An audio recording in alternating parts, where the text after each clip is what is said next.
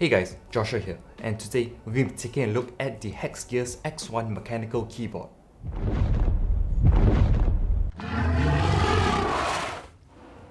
Before we get started, I'm just going to apologize a bit for the absence of videos. Year end was just very hectic with a lot of meetings and Christmas and yeah, you know, everything else. But I promise it's going to be so worth it. The things that are coming up in 2019 are going to be very interesting, so do stay tuned. Back to the topic. This is the Hexgears X1 mechanical keyboard. So this is a aluminium wireless mechanical keyboard, which quoting from them, it is the keyboard that Apple should be making, but better. The design of this is that the case is made out of aluminium. I went for the white variant, so my keys are white, but they do have a black version if that is more your cup of tea. The keyboard is actually very compact for a mechanical keyboard, with the length being 35.5 centimeters, a width of 13 centimeters, and a height of 1.5 centimeters. Also, it only weighs in at 500 grams, super easy to carry on, especially since they do provide a nifty carrying case, which is sufficiently padded on the inside, but with a hard exterior to protect the keyboard on travels.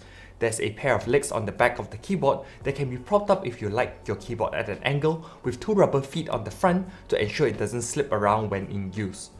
The power on switch is located on the back of the keyboard and it's just an easy flick to on. The switches in the Hexgear are of the Kaihua chalk low profile mechanical switches, which you can choose if you would like the brown, red or white switches depending on your own preference. The brown have a gentle smooth tactile feel, red is an easy to press linear switch, while the white has a sharp sounding click switch with tactility.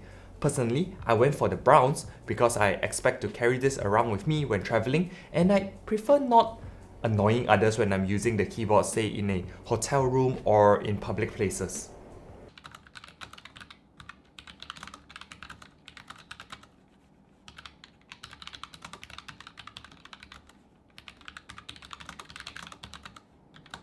That's what the brown switches sound like, basically very quiet unless you are a very hard typist.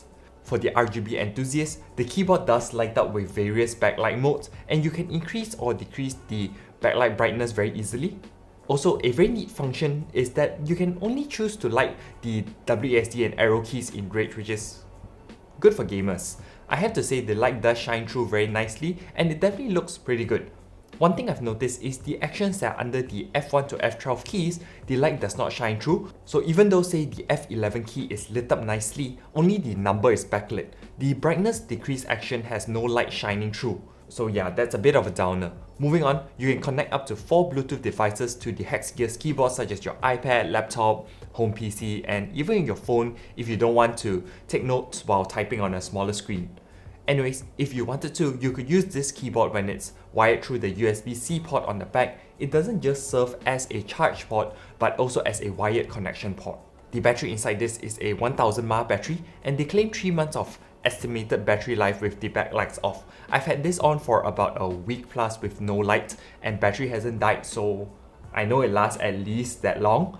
The not so great thing about this is that when you turn on the backlights, depending on the brightness levels, battery life can go down to as little as 4 hours, so I wouldn't recommend actually turning on the backlights, especially if you want a full day of use out of this keyboard. Other than that, if you don't mind not having the backlights on, this would easily last you an entire work trip or travel trip with no problems at all. If you want the backlights on, I think you'd do better having the keyboard connected in wired mode. When I purchased this on Kickstarter, it costs 99 USD, so that's about 135 SGD, but now the price has gone up to 120 USD, so about 164, 165 SGD. But if you ask me, to me personally, I would say it is very worth it. Overall, I've quite enjoyed my time with the Hexgears X1 wireless mechanical keyboard, and I'll definitely be bringing it on trips where I need a keyboard because I really don't mind using a laptop keyboard when I have to, but being able to bring out a full-size wireless mechanical keyboard around is just, yeah, it's so much nicer to type on and game on. The only caveat in this is basically the battery life, but I don't really need the backlight, so it doesn't affect me that much. I do hope to see more companies making this and yeah, maybe come up with their own variants, so I can't wait for a time when everything can be wireless. Okay, hope the video was useful. Let me know in the comments if you'd be likely to purchase one. What do you think of it? Is this the future? Like and subscribe for more tech and gaming videos, and I'll see you in the next one. Hope 2019 has begun well for all of you. Ciao!